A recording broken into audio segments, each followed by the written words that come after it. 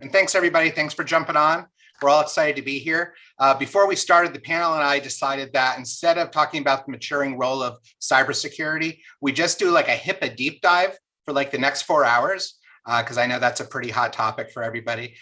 No, of course, I'm kidding. I don't think any of us would last more than a few minutes on that.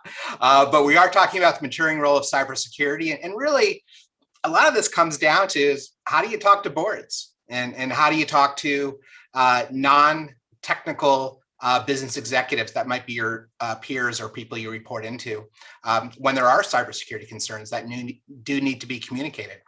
So we've got an awesome set of panelists. I'll let each one introduce themselves, but just because he's first in my window here, I'll let Steve Lodin go ahead and introduce himself and tell us a little bit about his background. Well, good afternoon, good morning, everyone. Steve Lodin. I run the cybersecurity operations team at Sallie Mae. Anything that's in the security stack, my team's responsible for, from endpoint through network, through secure web gateways. And we spend a lot of time with our tools to validate the security configurations are correct. We, of course, at Sallie Mae are a bank, so we have a fun struggle to maintain compliance and demonstrate that. I started in security in the mid-90s. I have a gray beard and I have a CISSP that's got only 4 digits in the number. So I've been around a little while. I love security. I'm happy to be here and talk with you today. Awesome. Thanks, Steve. And now, of course, we have the man, the myth, the legend, Eddie Doyle. Eddie? Well, you better make that introduction even better for the next one, right? You see, so I wasn't sure where you were going with that. Who's he introducing? Fantastic. Thanks for the introduction, Brian. Hello, everybody. I'm very pleased to be with you. Here to serve. I like to say that because it's a two-way street. You know, this conversation, I hope, will continue. There's no excuses. You know, social media provides us a platform to communicate great ideas and to start great ideas. And this is what we want for our panel today. And this is really my job. So I work at Checkpoint Software Technologies. I'm a keynote speaker for them. So when we're not locked down, I'm usually on the road. 2019, I did 191 days in hotel rooms. That's a lot. And I was mildly thankful for the lockdown at first, because then I could at least get a little better semblance of what time it is in the daytime. And I've since obviously been speaking to a camera for a living. And so now we've really moved conversations into this digital sphere. And that's what I'm particularly interested in my career now, is understanding from my fellow panelists and from the audience, you know, what are the important, pertinent points to solve for in cybersecurity.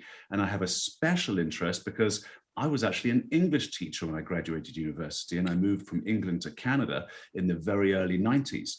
Now, my special interest continues to lie in language. I love language. It's just a passion for me.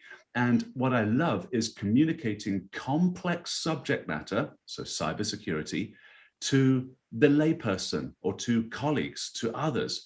You know, I've got some real geniuses working for me, right, at this company. I mean, these people with PhDs in linguistics and mathematics, you know, and we have these offensive cyber operators that go on the dark web all the day. That's a really complicated language. How do we take that and communicate it effectively with each other, and especially to our board and the decision makers at companies? So I hope to serve you today with that. And back over to you, Brian. Thank you. Awesome.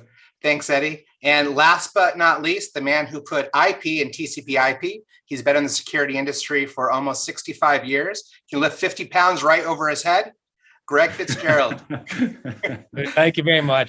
Well, like Eddie, I love this industry, and Steve as well. It's been a great one for me. I too have the gray hair like you, Steve. I just keep it cut real short and dye the hair as much as I can. The opportunity, though, has been great. I'm a serial entrepreneur. I've either been like the founding executive or high growth executive of what were once small names. Tipping Point, that got bought by 3Com and then HP. SourceFire, that got bought by Cisco. I was CMO of Fortinet. I was the founding exec at Silence for endpoint security. And since then, I've done a couple of others. And so my passion, like Eddie's, is really understanding the challenges and the problems And then I love creating the products that help solve those problems. So, we deal a lot with the topic here about talking with boards. I'm on 4, 2 are nonprofit, which is an interesting topic in and of itself because they have no understanding of cybersecurity, yet they're one of the most vulnerable for information to get hacked. And so, we have this constant challenge of understanding, to your point, Eddie, like, how do you simplify this complex concept, and what do they really need to do tactically to be safe? So I'm glad to be on the panel and look forward to the conversations here. Awesome. Well, thank you guys. And let's just go ahead and jump into this. We have a lot of great items to cover and really want to get your input on as many of these topics as we can. So first off, and Steve, I'll go ahead and start with you. As long as I can remember, and probably everybody on this panel, we've all said cybersecurity is a board level issue, and we need to have a seat at the board, and we need to have the ear of the CEO and other executives in the company. But my question to you and to the other guys will be, do boards really care? And do non-security, non-technical business executives really care about cybersecurity? Or is it just kind of hubris on our part? Well, the classic meme on that is the Thanksgiving dinner where the Ciso's at the kids' table, right? You guys remember that meme? The Ciso finally gets to the table, but it's the kids' table. So my personal opinion is, in talking with my peers, is that we're about a half and half. Half the boards really want to make sure that you're secure. They want to make sure you have the budget and the staff. And they're really trying to be successful in preventing breaches and complying with their regulators. The other half, it's brand new. They probably came out of the financial area. They want to see numbers. So it's a different perspective on how you talk with them and how you report to them. But I'm going to give it a 50-50. Half the boards are really critical and mature on their security stance, and the other half are, yeah, just give me a couple numbers, we'll checkbox it. Interesting. Eddie, how about you? Yeah, so I always try to look for either contrarian or another opinion, but I agree with you, Steve, so it's a good one. So look, another opinion I could give you, and this one cuts a little, because we almost sabotage ourselves sometimes. So here's where I want to go with this. I read an article fairly recently. It was within about a week or so by this journalist called Tim Bandos. It was in securityweek.com. And he was saying, these are the 4 things you need to know to talk to the board, one of those types of articles. And the first one was, your security budget needs to be 1% of your overall IT spend. Now, you might say, well, that's fairly innocuous, Eddie. What's wrong with that? 1% of IT spend. We don't get to the big kids table with a 1% IT spend. And if we are, as an industry, and I'm using this gentleman, this journalist, and he's a cybersecurity dedicated journalist, in the industry, if we're saying things like that, and if we're using vocabulary that doesn't belong at the big kids table, we don't deserve a seat there. That's a tough one. Now, let's compare that to Jamie Dimon, head of JP Morgan Chase, over at Davos at the World Economic Forum. He said they spend $1 billion a year in cyber. This was in 2017. Now imagine how much they spend today after the pandemic. So in 2017, $1 billion. I think he's right. I think it sounds an extraordinarily large number. I've got customers that spend 9 digits with us on a regular basis, right? So that's proper money. Now, of course, they're banks, and most people in the audience, I think, don't have that kind of budget. We wish. So, okay. That's a problem for us. We can get to that. We can get to how you can squeeze more dollars out of products. But this conversation is, does the board take it seriously? I think they do. And I think we need to give them a serious challenge.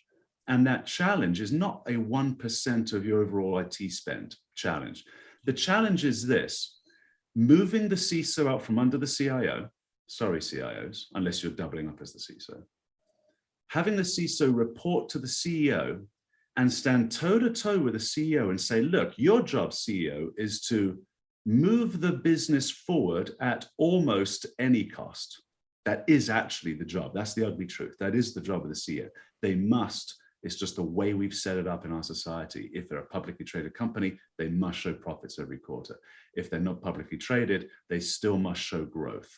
And so that's the CEO's job. But the CISO's job is opposite to that. The CISO's job is to secure the company as much as possible without locking the whole company down, right? So the fight is, and I'll wrap in 20 seconds with this, standing toe-to-toe with the CEO, looking him or her in the eye and saying, I will push back as much as I possibly can on the business to the point that you would say absolutely not and be, and say use an iron fist, and then I'll back up just a little bit. That's the CISO's job. And I need this kind of percentage of your IT budget to do it. I wouldn't even compare it to the IT budget. It's a different thing. It's not IT, it's risk.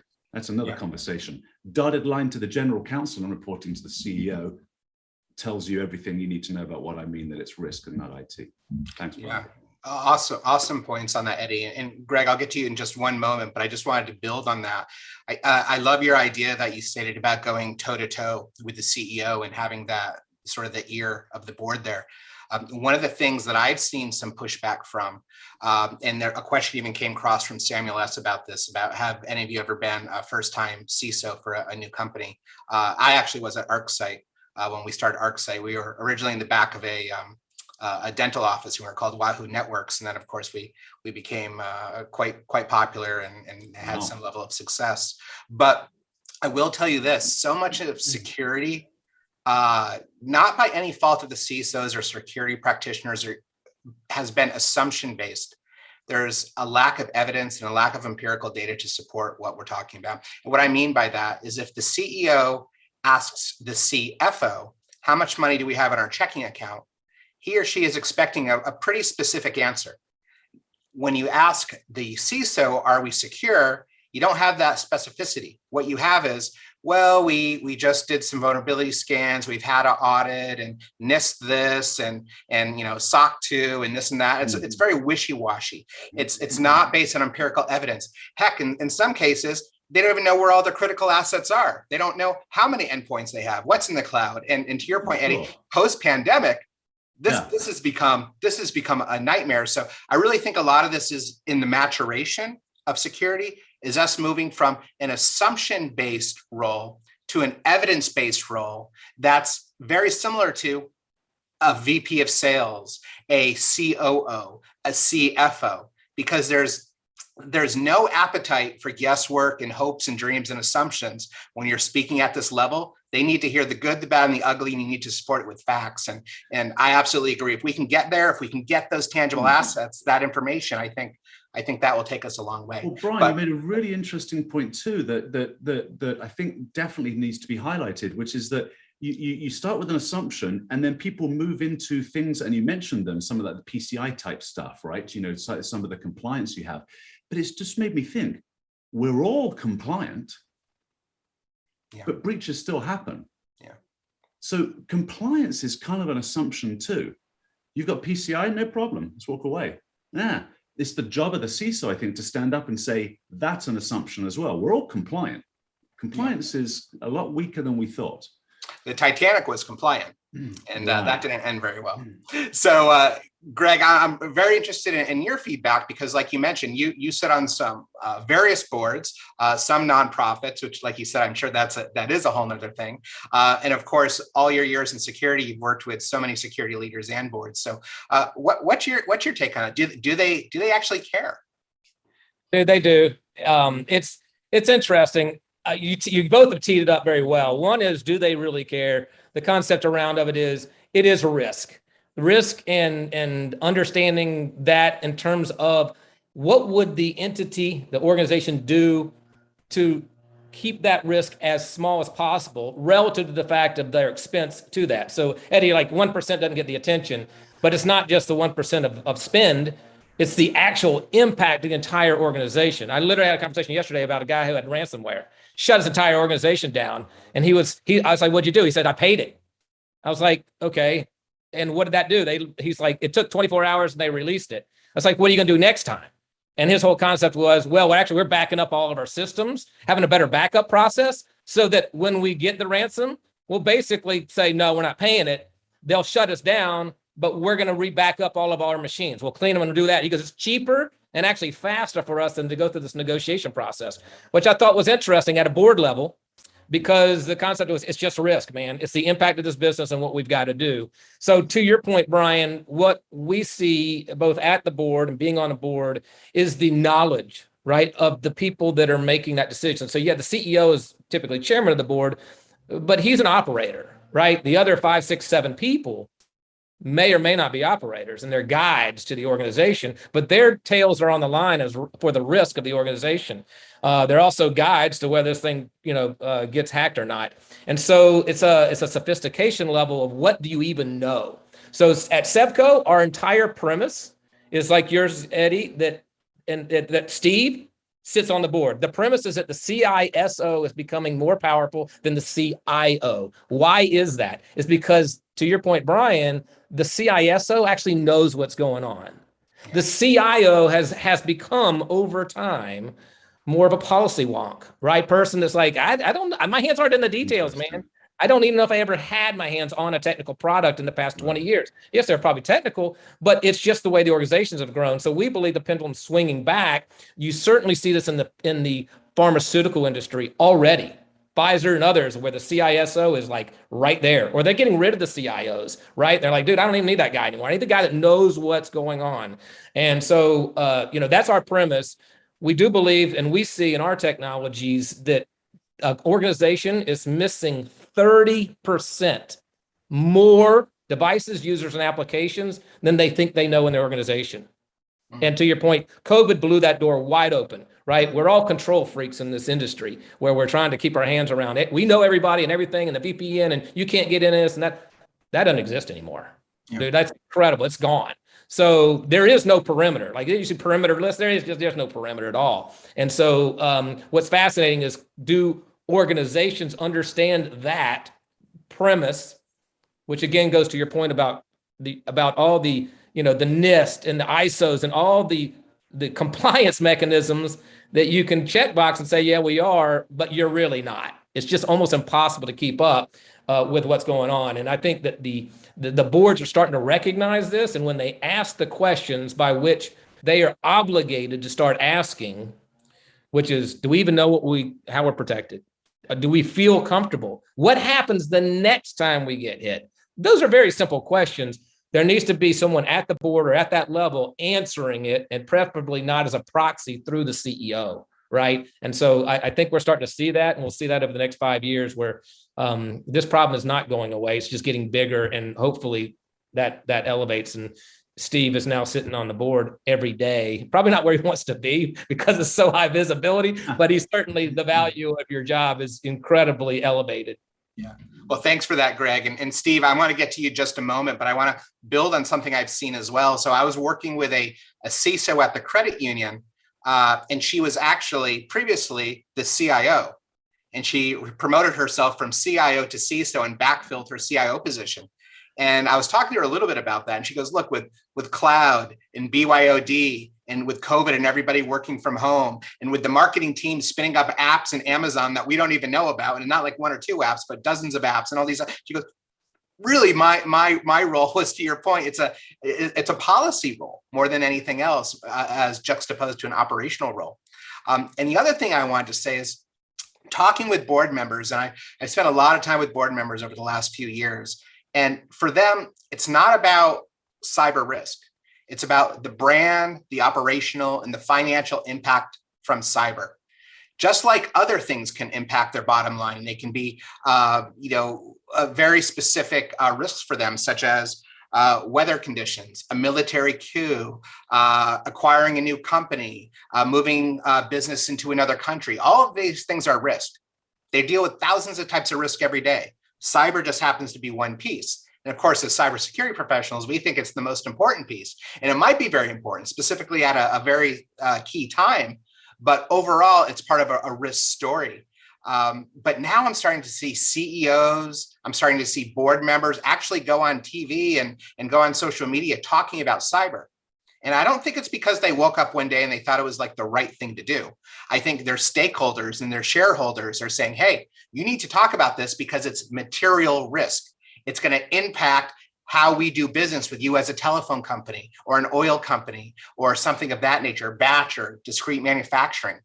So that's really interesting. So if you pull up, I give everybody this, this sort of task. Do some Googling for some publicly traded companies on their corporate governance documents, their committee charters, maybe some of their other formalized reports that they put out there, such as their annual reports. I guarantee you there's going to be multiple references to cyber in there as it relates to material risk. This was not the case just a few years ago. That really shows a maturation in this space and the fact that cyber is being looked at strategically. We got what we wanted. We got that seat at the board, but man, we better come loaded for bear, and we better know what we're talking about, have evidence to back it up, because like everybody said, it can't be this assumption-based pie in the sky return on security investment idea that's all based on mitigating risk. It has to really be inclusive of what the business is doing in their business operation, which brings me to the question I want to ask you, Steve. Let's put some responsibility on ourselves as security leaders. Do cybersecurity leaders know how to talk to the board in a language that they understand and they care about, like the CFO, the chief revenue officer, the chief operating officer, or are we sort of mitigated to that techie guy that will give 30 minutes once a year to come talk to us and PowerPoint us to death? Yeah, so great question. I think that largely depends on the size of the organization and the maturity of the organization. If you're a startup, as Samuel tried to ask us about with a new CEISO, you're basically talking numbers, metrics. I've got AV on 99% of my systems as a metric reported to the board. That's not what more mature boards want to know. They want to know the risk. They want to know the impact. But having said that, one of the struggles that we have is translating that into believable numbers. So as an example, in the financial services industry, as you're well aware of, Cap One lost 124 million in the cloud data identities. Sure, they had a couple hundred million in response and recovery, but they had a couple hundred million in SEC fines. That type of reaction, when you say that in your risk assessment of a new application, if you don't do security right, it could cost us hundreds of millions of dollars. They first look at you like you're crazy, and then they try to figure out, no, we're not thinking of that, but it's real. We have a company in town that was breached similarly to the OMB, and they spent nearly, in total, after the whole thing had completed, all the lawsuits and all the fines were done, nearly $1 billion. That's serious impact that has to go on your risk assessments of your environment. And back to what Greg was saying, actually, Greg, I had a conversation with your co-founder a couple of months ago. One of the things that shows up in my teams, one of my guys has on his board, last time Steve said inventory. Inventory is incredibly important and seems to be one of the most difficult things. It shows up in your CIS top 20 security controls as one of the basic hygiene. Know what you have. You don't know what you have, it's really hard to protect it. Same with the data side. Don't know what your data is, don't know where it is, really hard to protect it, hard to talk about risk in numbers that the board understands. Yeah, great points. So Eddie, how do you talk to girls? Oh, wait, no, that's a Rick Springfield song. How do you talk to boards? I haven't practiced that art for 25 years, I'm afraid. Oh, my goodness. Now I'm thinking, you totally threw me off with that because you should practice it when you're married. That's how you stay. So, fascinating points. I think you're right in the mechanics of you don't want to be speaking to them about technology, right? The number of AV instances I have, etc. We love technology. It's interesting because we grew up through the ranks. It's only 25 years old. This thing is not an old industry, right? So those of us on this call, certainly here, actually started at the beginning in this industry, in cybersecurity, really, right at the very beginning. So there were no cybersecurity courses, right? University degrees at the time, any coaching on how to speak to the board. So what happened is we just became the oldest person in the room. And it's like, it's our turn now. We get to be CISO, do we? Okay. Well, that's being fixed in the background rapidly. Universities have degree programs that are excellent, and it's covering all these points. We just have to craft them in this way on Kim's show because we didn't have the benefit of a Columbia High School Columbia degree back in the day. So it's going to be solved. I would suggest then that, well, here's an interesting thing. I just wrote a blog article for this little blog called cybertalk.org. It's a great little blog. It's actually directed more toward the C-level type person.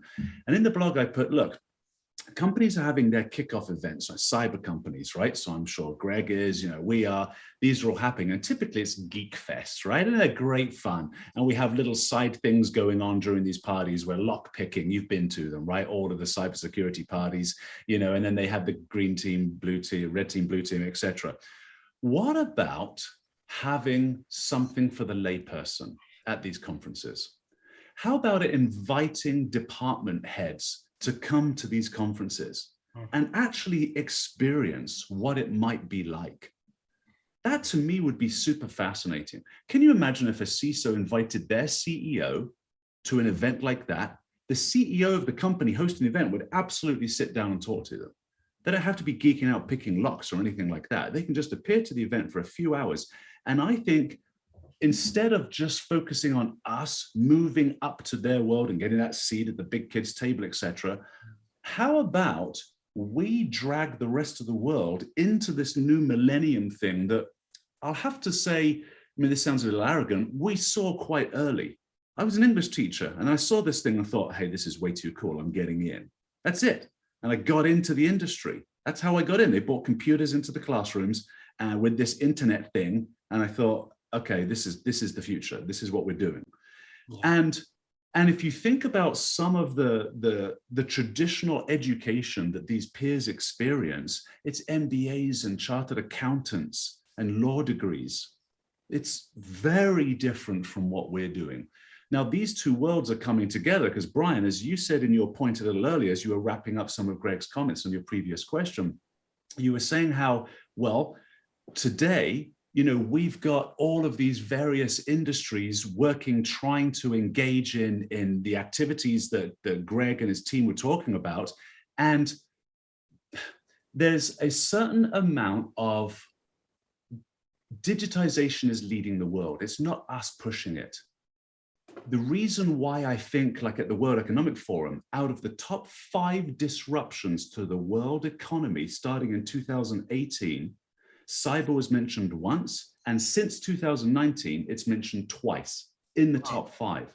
So you're right in your evaluation that boards are looking at, let's call it digital disruption rather than just cyber. Digital disruption as being something that is up there with hurricanes and big weather events and lawsuits and, gigantic things happening. But in actual fact, it's because digital communication is at greater risk than organizations getting ready for a massive weather catastrophe, and it occurs more often. It occurs at the keystrokes of somebody sitting in another part of the world.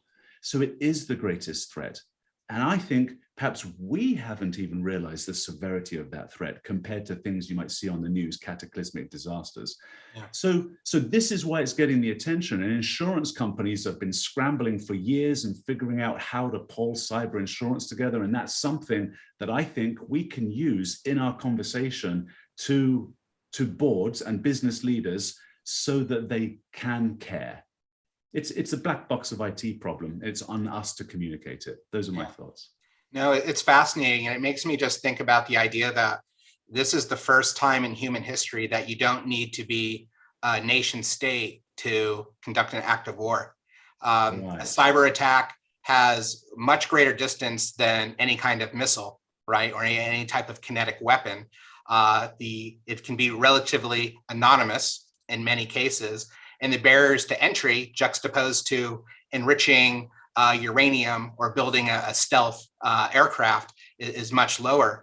So you might see a storm starting to approach. You might hear rumors of a military incident or something else, but a cyber attack, usually there's very little warning to something like that, if any. Of course, you can go into a threat intelligence perspective and maybe there's chatter on the dark web and things like that. But in general, you don't have a lot of early warning signs for that. So great points on that. And for Greg, I wanted to pivot a little bit for you because both Eddie and Steve brought up some really interesting points. Eddie's point was, look, this industry is only 2.5 decades old. And which you can say, wow, it's been around for a while, or depending on how old you are, boy, it hasn't been around for very long at all. And then Steve was mentioning about inventory of his critical assets and things of that nature. And it makes me think of Lewis Carroll's great quote from Alice in Wonderland: if you don't know where you're going, then any road will take you there. I'm probably paraphrasing that wrong, but the whole idea is if you just don't know what you have. So you're kind of at ground zero as it relates to assets with Sevco. Why is it that we're 25 years in and we know this is a critical conversation? It's been happening probably for at least 24 and a half years. Why is it that this thing just isn't hammered out and everyone's got awesome real-time, cloud-based asset management that's just rocking and rolling? Why hasn't that been around for the last at least 20 years?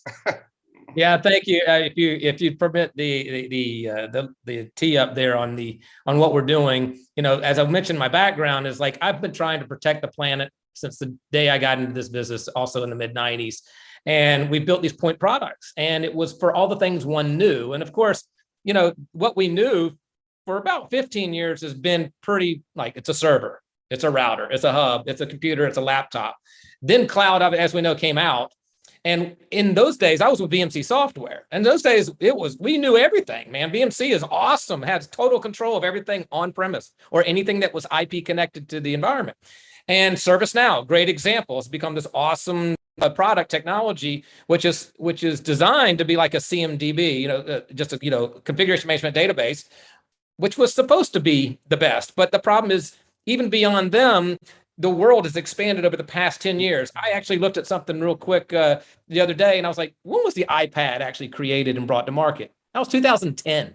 Like, that was 10, 12 years ago, right? And now, like, we're so far beyond an iPad as being an asset that's being accessed to the organization. Now it's Chromebooks. I mean, we have a customer of ours that was hitting on a Chromebook, and their CISO was like laughing, like, oh, look at that Chromebook, it's coming into my network. I'm like, dude, really? What's on that Chromebook? Well, actually, it's my kids. Oh, really? What else is he doing? Oh, he plays these video games. And where are they going? Oh, they're going back to China. He had stopped laughing, right? He was like, oh my God, I didn't realize the connection, or it wasn't in my face, to your point. So I think answering your question two ways. One is the advent of everything that we now access information, and I say that in quotes because it does not have to have an IP address, right? If you got Office 365 and you got an email that you're getting on your personal device that you have to work from now to COVID somewhere at your lake house, that could get affected, and then that's coming into the network and it had no IP address, right? It was just going through the cloud. So things like that are not quite conscious because there's so much going on. The second thing is the technologies that exist today are just frankly antiquated. You and I know, and everybody's been in this business, tech changes every 3 to 5 years.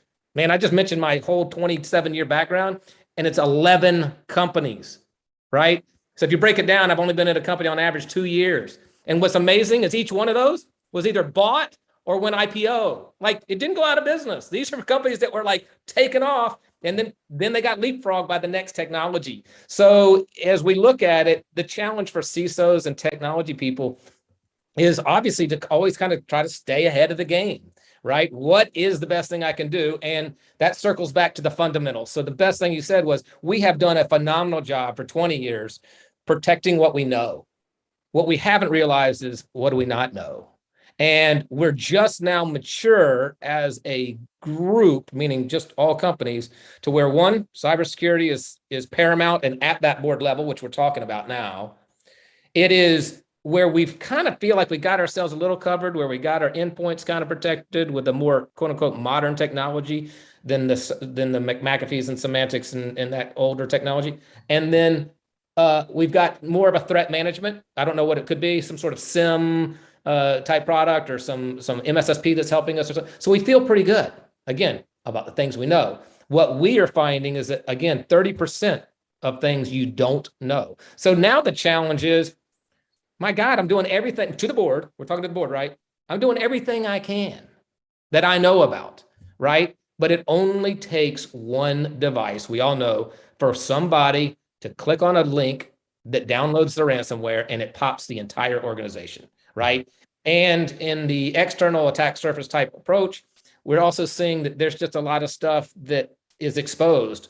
There's an article that actually came out today, I think it was ZDNet, but it was all about, there's been the largest number of vulnerabilities found and recorded ever, right? Like the CVEs we all talk about, like patch.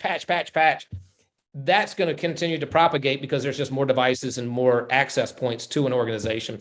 So, I think our biggest challenge is that, I think again, answer, just kind of summarizing it, is the challenge is that expansion of items that now access an organization, a legacy infrastructure that's not taking fully into account cloud as well as on-prem, as well as the aggregation of those. Because you can say, oh, I cover it from the cloud. Oh, great. I cover it from the network. Guess what? Those two worlds aren't talking.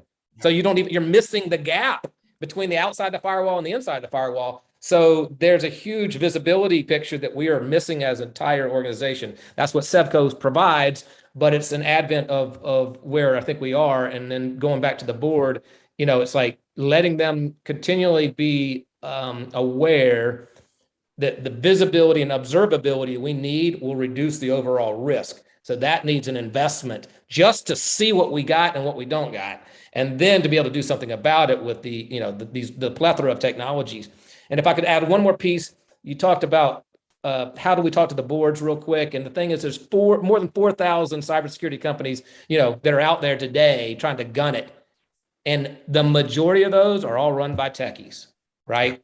So they're like, this is the best widget in the world. The best widget in the world is not important if it isn't matched to the business problem of the organization, right? And so I just think there's a huge mix match between how we talk to the boards, right? And again, a personal experience, we had that with our own nonprofit, and that was like, yeah, this is awesome. We're like, dude, I don't care how cool it is. What's it going to do for me, right? Where does it make sure I reduce my risk, right? And we're like, they literally didn't know what to say because they didn't know. They're like, but it's really cool. And I was like, oh my God, this is killing us. So yeah. No, that's awesome. And definitely as techies, we tend to lead with the cool factor for sure. The next shiny thing. BC, before COVID, I was out in Singapore. That's my new thing. I think I'm going to use that. So I was out in Singapore, and I was working with a very large financial services company, and the person that I was working with had a big presentation to the board. And he said he gets one opportunity every year to present to the board. And, for weeks, he was putting together all these stats and metrics and all this data. And he ended up having like a 60-page PowerPoint. I was like, are they really going to sit through 60 minutes of cybersecurity metrics with everything else they have to consider? Well, he called me shortly thereafter because I said, hey, let me know how everything went. And he said, yeah, they said I can come back again, but next time I only get 15 minutes. So they lowered him to 15 minutes a year, which made me think, and I'd like to start with you, Greg, and then we'll work backwards. But how often should cybersecurity leaders be communicating with the board or maybe other business executives? Is it ad hoc? Should it be quarterly? Should it be annually? Like this guy got 15 minutes a year because I think he probably overwhelmed them. Is there a right number? What do you think?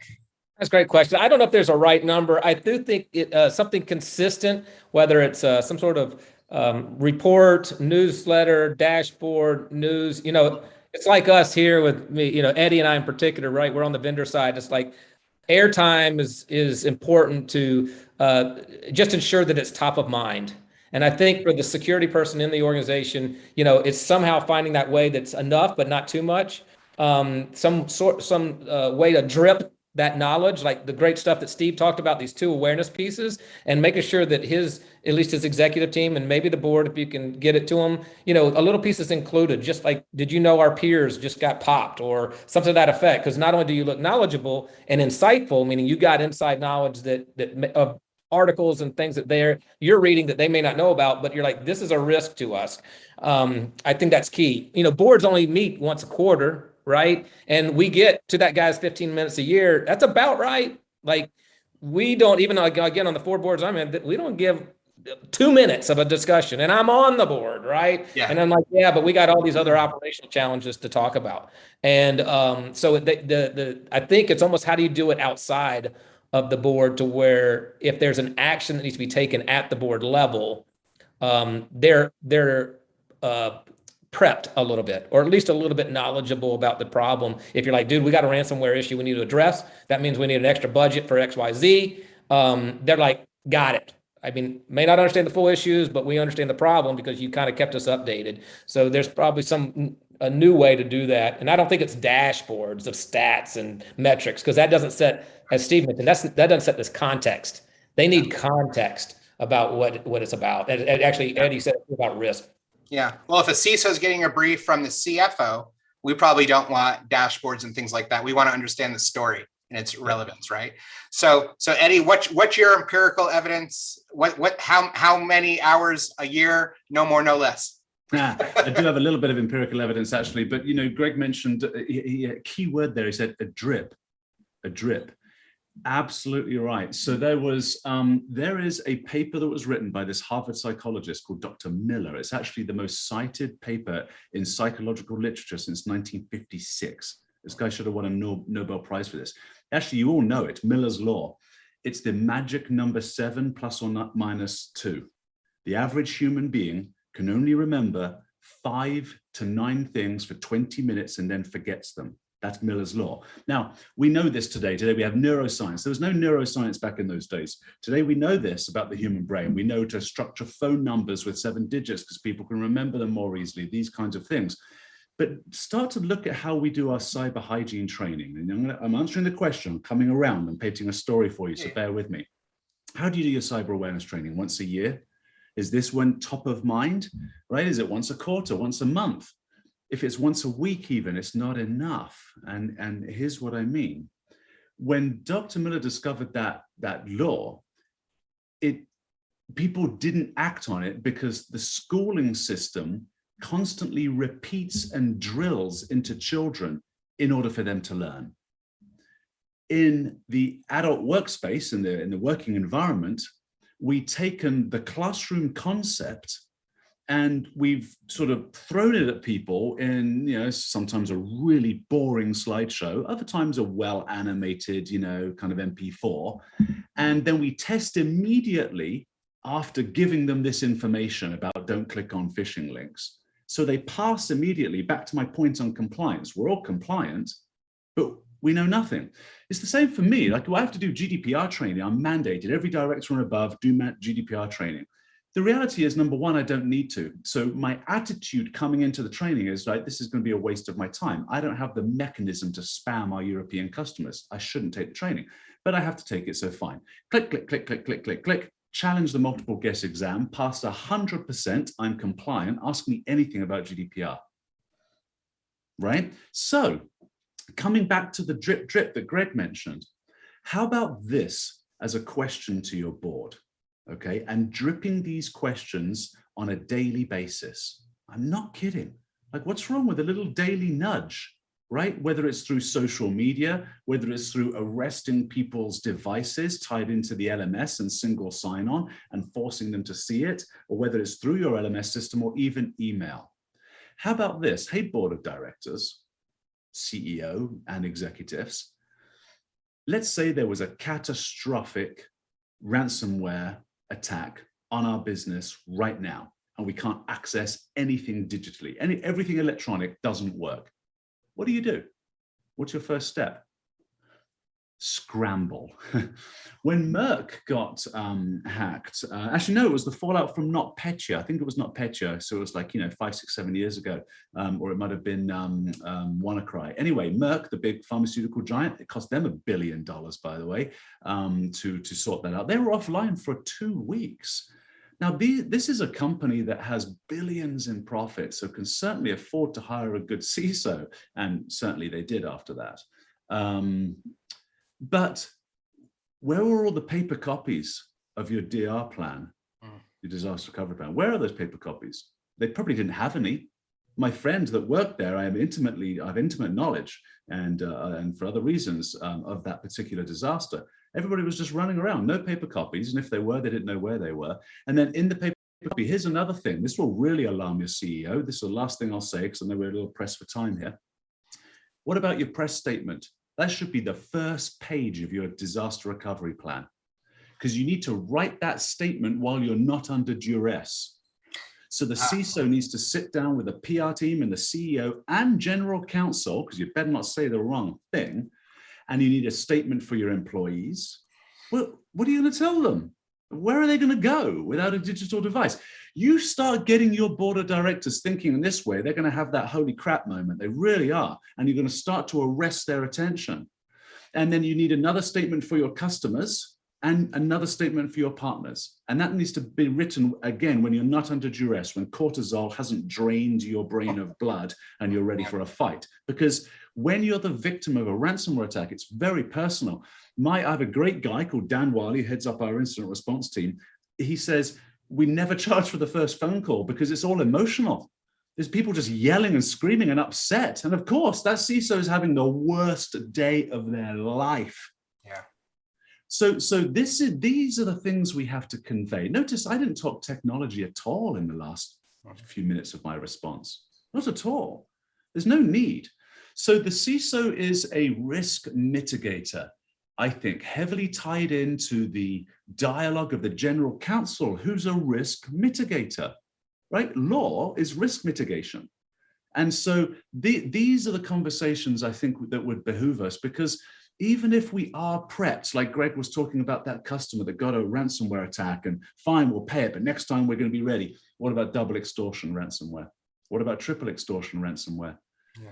You know, these things, and for the folks listening in here, because I know the panelists are nodding because we're all very much afraid and aware of it, double extortion. So you're not going to pay the ransom? Really? Well, we're going to sell your data to your competition.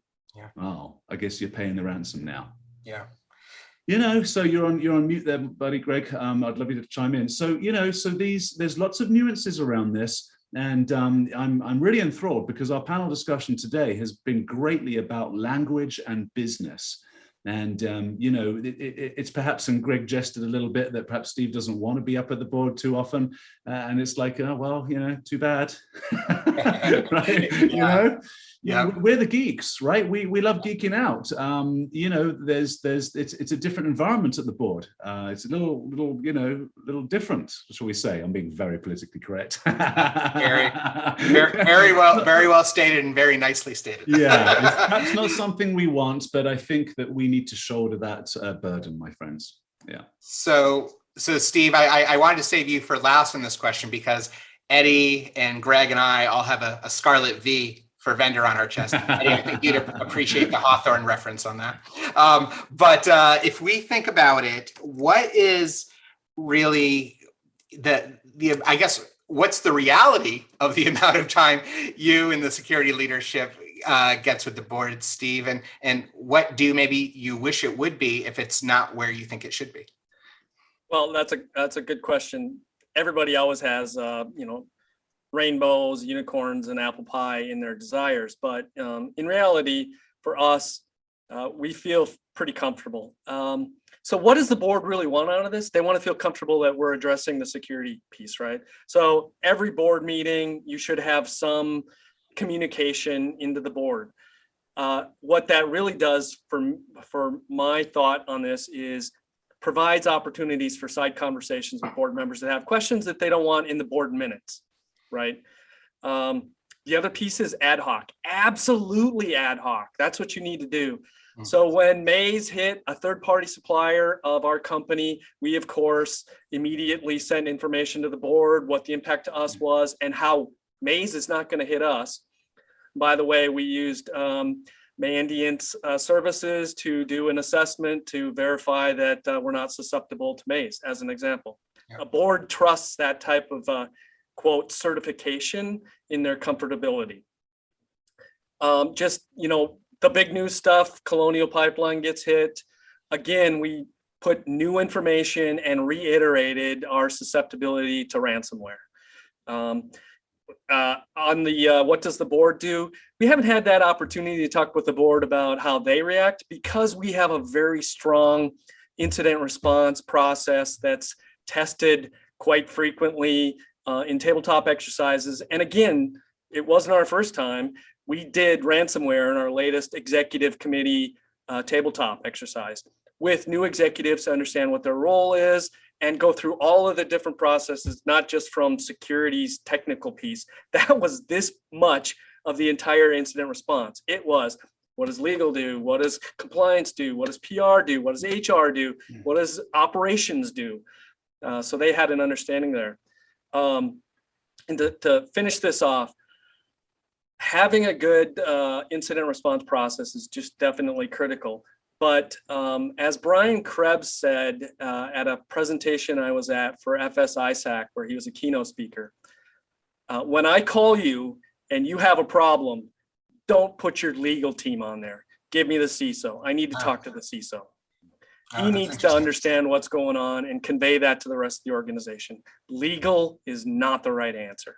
And the statement of company X, Y, and Z is serious about your security as the starting line when they announce their breach is also baloney. That's the way it is. I love it. And that's such sort of great input from the trenches as well, right? Because a lot of people do lead with legal or some legal investor relation kind of tip of that spear. And it's generally not what people need. So that's very, very good input. Steve, I'd like to stick with you on this one again. We'll work back in the other direction. But I wanted to just build on something very quickly what Eddie said when he was talking about, second level, third level ransomware and all these things that can happen in it. Especially on the social shaming side, you're just seeing that and I don't mean like woke shaming stuff. I mean, oh, you were hacked, and now we're going to put it all over social media to tell everybody you were hacked and what a horrible company you are. That has a real significant financial impact, especially on some of the sort of the more toxic social media outlets where people will just climb on and throw rocks. But it's very interesting to think about that based on what part of the world you live on or live in. And I moved to Brazil when I was about 23. I just finished up working for DISA, and I took a job with Bell Labs. I moved to Sao Paulo. I had never been out of the country before that. And I ended up staying there for 2 years. But I remember I was doing a project in one of their very, very large telcos. And if you know anything about telcos in Latin America, it's monopoly. So pretty much the tip of Argentina through Central America is all pretty much one big company. But we were in this telco center. We were installing at the time these big Sun E450 boxes, which are enormous. They're like little freezers.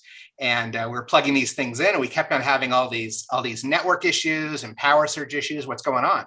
So we climbed up in the rafters to look at the wiring, and the wiring predated shielded cable wiring for AC. It was like raw wire wrapped in cloth. And guess what that was covered with? Dead rats, because dead rats apparently like to bite into cloth that's wrapped around live wire.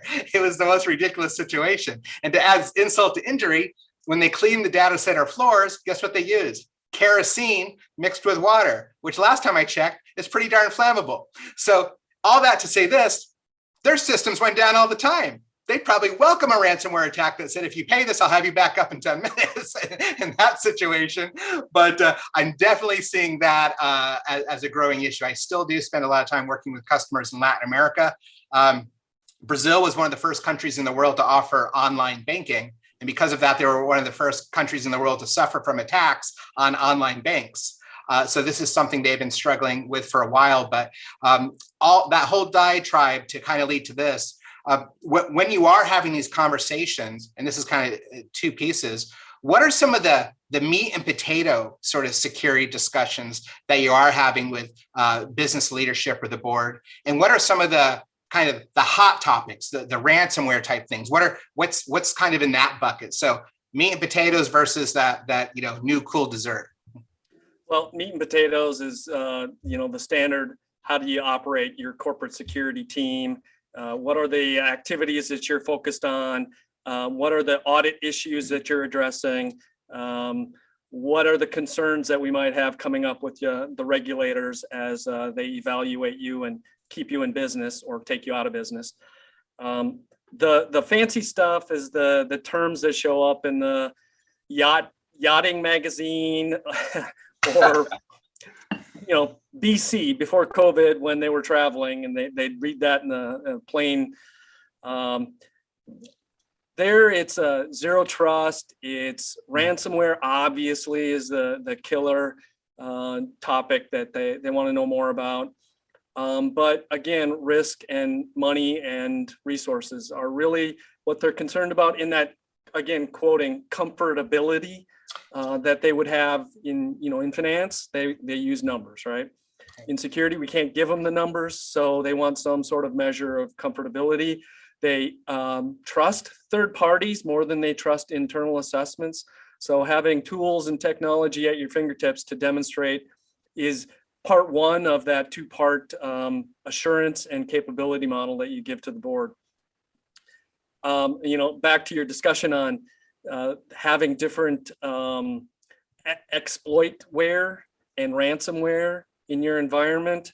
The board and the executives are definitely concerned about PII, NPI, customer data being lost, but they're also extremely concerned about more data than that, like executive emails, board minutes, everything else that's supposed to be private that they don't want extorted out of them. And that whole concept of should you pay or not pay has become much more of an issue for us in the financial services industry, as our regulators have said, you better not pay to terrorist organizations. And so that's modified our planned response in ransomware.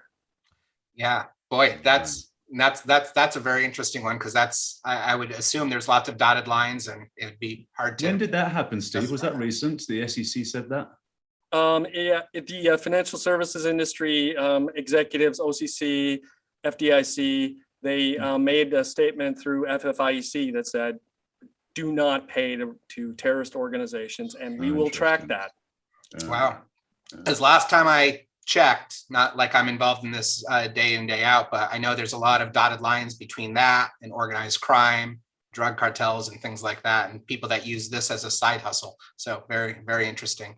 Eddie, meat and potatoes versus the kind of the latest, greatest issues. Yeah, and I just got something burning because you mentioned something earlier. I'm going to talk about that for a quick second. Then I'll give you one, meat or potatoes. We'll see if the audience can guess which it is, or meat and potatoes and dessert. Because you mentioned, there's still the blaming of the victim, right? It's the shaming, the public shaming. That's interesting. I just started thinking that it's an odd thing because we don't do it when someone has a car accident. And I'm starting to wonder if that's the right analogy. It could be. I'm thinking of this now because you drive on the road, you take precaution, you got a nice car, you make sure it's all fixed and it does all its thing. That's the Ciso, making sure everything, the information is trucking down the highway and it's not turning off on the wrong lane, etc. So that analogy could work. And when someone crashes, we don't make fun of that. We don't blame them, right? So I think that we need to start trying to move the dialogue toward the fact that these are accidents. Certainly not purpose, is it? Yeah. Right. Can we start getting the public and the press viewing these events as catastrophic accidents? Anyway, I want to develop that thought. And if anybody's got some more, I'm easy to find on LinkedIn, Edwin Eddie Doyle, boom, done. Give me your thoughts on that, because I would love to perhaps even collaborate on a paper. And then as far as, I want to stick to that theme I was mentioning earlier for my response to you then on learning management systems. I read a great paper, and I'll do this as fast as I can. I'll talk super fast, 60 seconds. I read a great paper by a West Point cadet called the Drilling versus Training. And the whole paper can be summed up like this. In order for the military to make sure that you don't die, right? This is really important. He used the analogy of the Battle of Gettysburg, and he showed that at the Battle of Gettysburg, 90% of soldiers didn't even discharge their weapon. They didn't even pull the trigger. Now, they know this from all the 18,000 fully loaded muskets next to the fallen soldiers' bodies. These were just farm boys, 14 years old, who just hunkered down and died, right? Fast forward to the Vietnam War. The US military completely reversed that trend, where 90% of soldiers ran into a hellfire of bullets. How? Drilling, daily drilling. It is so important, and I think boards know this now. Jamie Dimon's spending $1 billion a year to ensure that we don't metaphorically or digitally die in this warfare, we need to have daily drilling. And I think we can accomplish it in 60 seconds or less of great cyber hygiene points delivered to all of our employees. That's what we should be talking about. Very good. Thank you so much. And guys, we're just over time, but I want to give each of you 10 seconds. We'll start with Greg. If you could give one piece of advice to a CISO out there in terms of how to be, or a cybersecurity leader, to how to be more effective. And again, in 10 seconds or less, what's that piece of advice? Learn about what you don't know about your organization. Yep. Awesome. Steve? Ask the board what they want to hear. You can't just assume what they want to hear. Awesome. That'll help. Love it. And Eddie? I say gamification, have fun, right? People are humans. People love play. See if you can't gamify. There you go. I'll leave it at that. Fantastic. Well, thank you, everybody. I want to hand things back over to Kim. This was great. Steve, Greg, Eddie, awesome stuff. And I hope our audience enjoyed it today.